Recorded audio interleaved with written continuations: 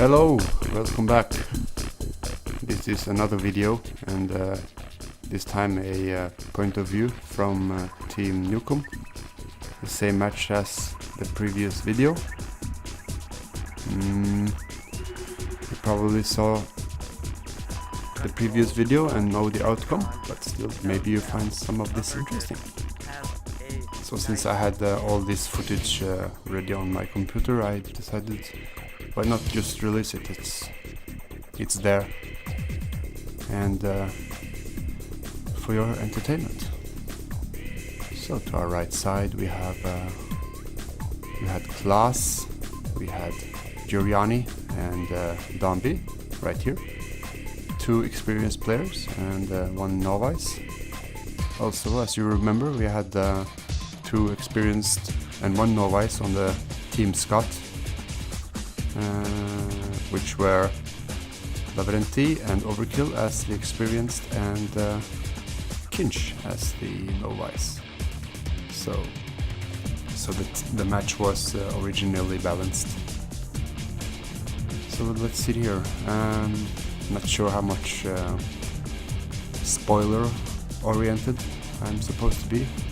I guess since you already saw this, you can sort of talk about the more overlaying aspects of strategy game, I guess. So you have Klaas here building War Factory. It's gonna take the most economical build that is available. DonB is gonna build a early Grenadier rush, but as his dog saw that OverKill was already prepared and wisely moves back as not to waste his Grenadiers, but also building a War Factory up before the next ore refinery, so he's gonna take the economic road as well. Jurryaany is getting in his troops. For some reason clumped up. I'm not sure. If you're gonna build early infantry, you might as well spread them out. There are no use of them clumped up in the early game for exploration. Not much anyways. Also, Jurryaany builds early rocket infantry, and unfortunately it's very wasteful activity to build early rocket infantry.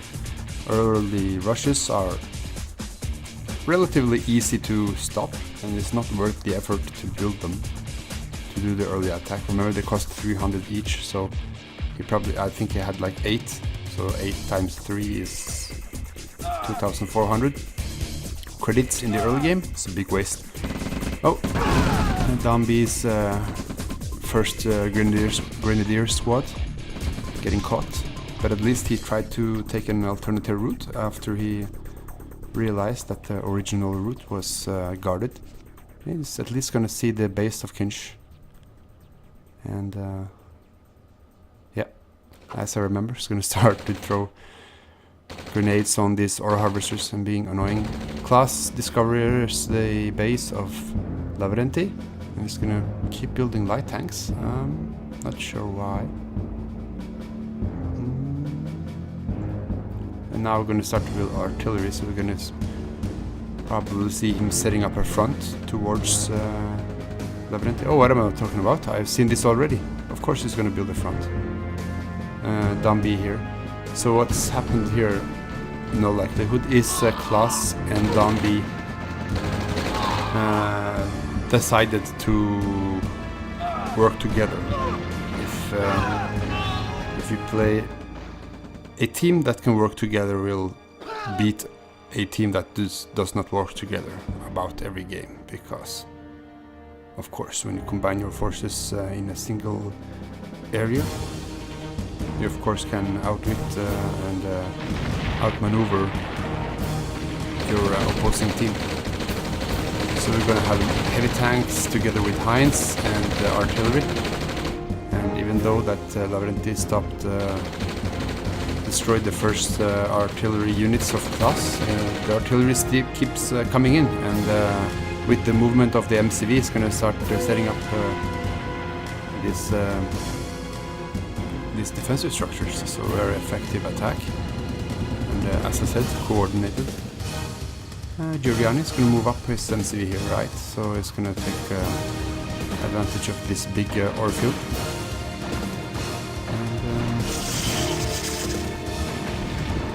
But it's interesting that none of these two players, that is DonB or Klaas, care about taking the middle of the map.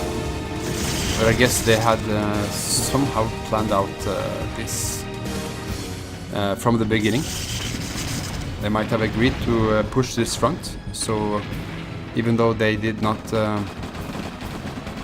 move forward, they're still gonna have control of this ore patch right there, as you saw, and might, you know, with this plan, hope to put some real damage to their opponent. And as we remember, it's gonna be quite effective. It's not using his hinds for the time being, as the AA guns of Lavrentiy and the OverKill is in place. They still haven't noticed the middle position taken by OverKill.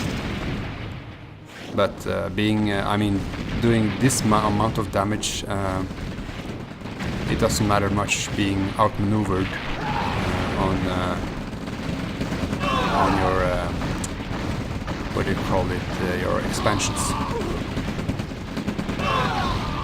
It's going to reset the entire tech tree of Lavrentiy with the destruction of the war factory, of the service depot, and perhaps also the radar dome.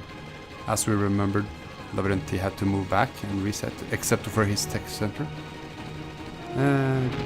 Jurryaany doing well to support his two experienced teammates. That's also a thing. If you are playing together with more experienced players, you should try to sort of focus on one thing and try to help your teammates in a more specific area. Say, for example, if you can muster up an army of aircrafts instead of trying to build an overall army, as your experienced players will already have surpassed your knowledge of doing that, and so you can more easily focus on one thing, as well as, of course, get your economy up as much as possible.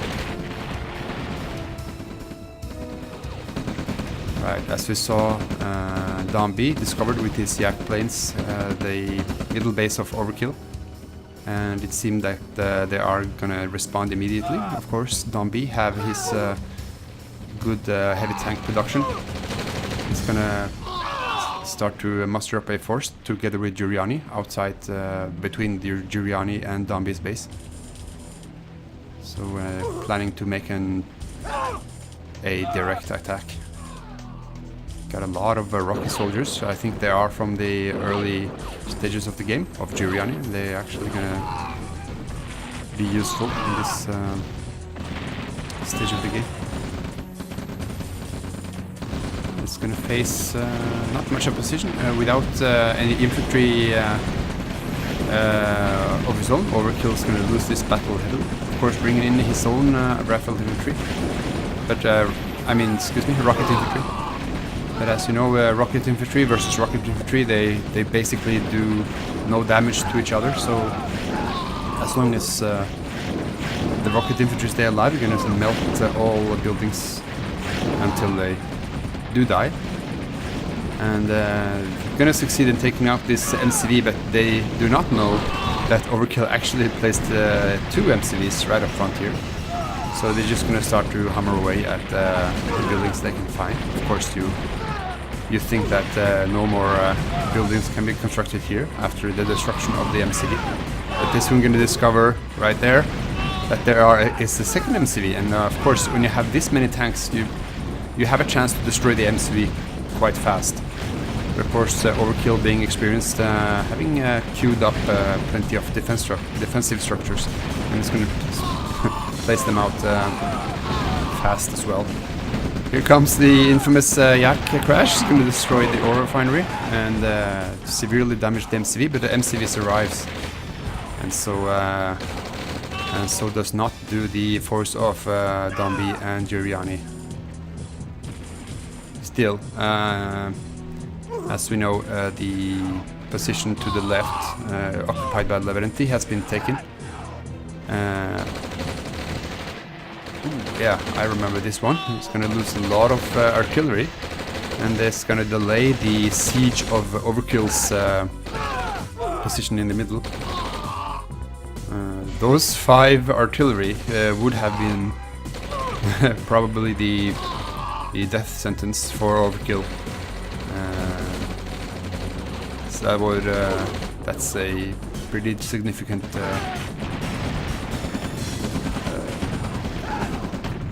action. Really significant for him. Anyway, so finally the MCV goes down, but still a ton of defensive structure is left, as well as ore structures, and they can still build there. But still, OverKill has lost 2 MCVs now, and that's a heavy loss. As you build your MCV, it takes a long time to build the MCV, of course, and it costs money, but the most important thing is the time. As you sacrifice your construction of ore harvesters and units. So of course that is bad, but of course Team Nukem being in a advantage from the start, it's gonna slowly take over the field here. And as I said in the previous video, since both teams are pretty well balanced, then a defeat of Team Scott's left side will almost certainly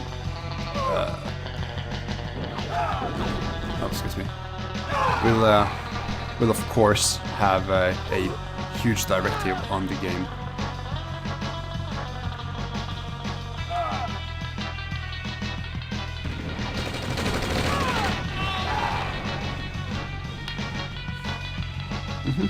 And also, of course, when you are in the lead, what you do is, of course, you don't have to attack your opponent straight away. You just keep building your infrastructure, your buildings, and take up. And of course, as you can see, both Jurryaany and Klaas has up their tech centers, and I'm curious as if DonB has built his Soviet tech centers as well. That pretty much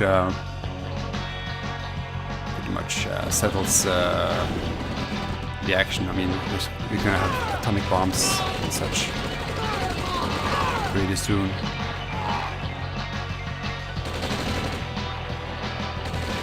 Here is Lavrentiy coming back with heavy tanks, and yeah, of course, Klaas attacking the left side. The left side was with the front of Kinch was never really protected well, but I believe Klaas here, instead of attacking right away, instead he focused on expanding, as he now owns the left side completely, and now of course he eventually muster up such a force that he might as well attack. And what does he meet? Well, he doesn't meet anything much of a defense here for Kinch. But that's how it goes when you want to secure your victory 100%. Also DonB is going to attack OverKill here from the right, as we see in our mini screen up to the top right here. And that will be the end of the game from the point of view of Team Scott. No, excuse me, from Team Nukem.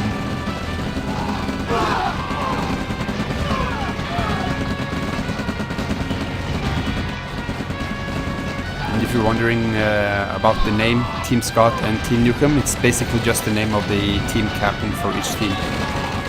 Team Scott, of course, having the team captain of Scott NZ from New Zealand, and Team Nukem having the captain, the player Nukem Bro from Texas, USA, actually.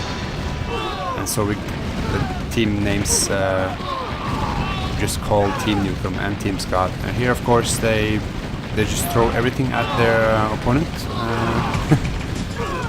Team Nukem is and needs the heavy wall of defense structures put up by Lavrentiy, OverKill, and Kinch.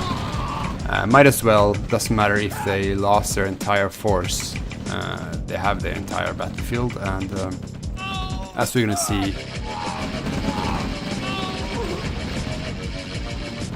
the Team Scott here is gonna give up pretty soon.